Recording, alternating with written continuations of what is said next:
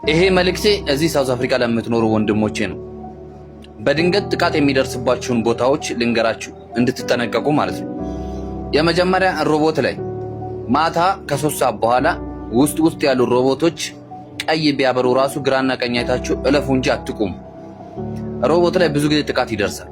ሃይዌይ ላይ ከሆነ ችግር የለውም፣ ግን የውስጥ መንገድ ላይ ቀስ ብላችሁ ግራና ቀኝ ካያችሁ በኋላ መኪና እስከሌለ ድረስ ማለፍ ነው እንጂ ቆማችሁ ሮቦቱ እስኪያበራ እስኪያጠፋ ድረስ ከጠበቃችሁ እዛ ሮቦት አካባቢ ላይ ይጠብቃሉ፣ ብዙ ጊዜ የውስጥ ሮቦቶች ላይ ማለት ነው። እና ለጥንቃቄ ነው። ሁለተኛ እቃ ስታመጡ ቦሶች እቃ ስታመጡ አንዳንድ አስቸጋሪ የሆነ ሰፈሮች አሉ።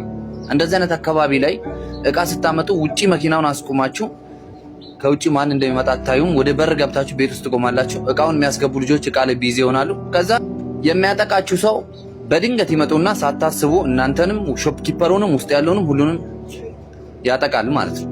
ስለዚህ ብትችሉ ውጪ መቆም፣ ከውጪ የሚመጣውን ሰው በደንብ ማየት፣ ከዛ ሁኔታዎችን ስታዩ አንደርስታንድ ታደርጋላችሁ ለክፉ የሚመጣውን ሰው ማለት። ሶስተኛ አዳዲስ ልጆች የሆናችሁ ልጆች በታክሲ ስትመጡ የውስጥ ብሉክ የሚያስገባ መንገድ ላይ በታክሲ ወርዳችሁ ስትሄዱ በእግር ስትሄዱ ትያዛላችሁ። በቃ ጥሩ ሰፈር ላይ ራሱ ልትያዙ ትችላላችሁ። ስለዚህ የውስጥ መንገድ ከመሄዳችሁ ይልቅ የሆነ ቦታ ስትሄዱ ቦልት ብትጠቀሙ፣ ቦልት አሁን ቀላል ነው፣ ሂሳቡም ቀላል ነው፣ ለእናንተም ሴቭ ነው። ማንም አያውቃችሁም። የሚመጣው ድራይቨር ኖርማል ለማንም እንደሚመጣው ይመጣል። ገብታችሁ መሄድ፣ ከዛ የምትፈልጉት ቦታ ላይ ስትሬት ያወርዳችኋል።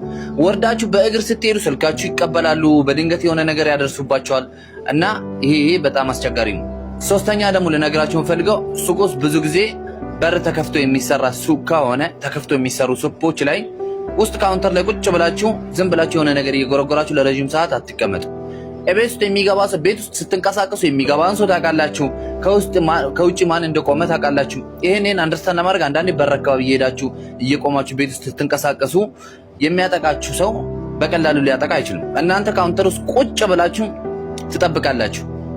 ሌባ እንደፈለገ አይቶ ውጪውን አይቶ ቤት ውስጥ ማን እንዳለ አይቶ ምን ላይ ፎከስ እንዳደረገ አይቶ ከዛ ቤት ውስጥ አንድ ድንገት ይገቡና ያጠቋቸዋል። እና እንድትጠነቀቁ ያልነው። እግዚአብሔር ይጠብቃችሁ። ከዛ በተረፈ ራሳችሁን ጠብቁ። ይመቻችሁ።